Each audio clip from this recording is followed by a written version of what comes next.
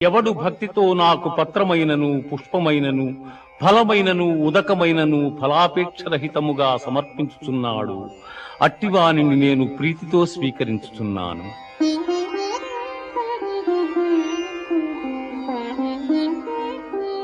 మన్మనాభవ మద్భక్తో మజ్యాజీ మాం నమస్కురు మామే వైష్యసి యుక్త్యేవా ఆత్మానం మత్పరాయణగా.